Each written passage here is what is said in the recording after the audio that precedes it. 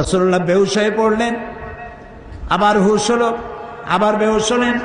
হজরের পরে হযরত জিবরাইল এসে বলছেন, আসসালামু আলাইকা ইয়া রাসূলুল্লাহ, হে আল্লাহর রাসূল, আল্লাহ আপনাকে সালাম বলেছেন আর তিনি জানতে চেয়েছেন আপনি কেমন আছেন। তিনি জানেন আপনি কেমন আছেন, তারপরেও তিনি জানতে চেয়েছেন আপনার মুখে আপনি কেমন আছেন। নবীজি বললেন, আমি বড়ই কষ্টের ভিতরে আছি, অসুস্থ আছি।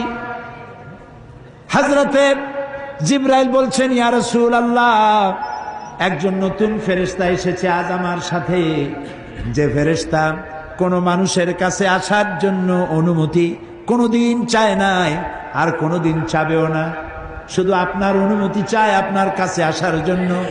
সে ফেরেশতার নাম মালাকুল মউত। হযরতে মালাকুল মউত রাসূলের অনুমতি নিয়ে রাসূলের জাসাদ মুবারকের কাছে এসে সালাম পেশ করলেন।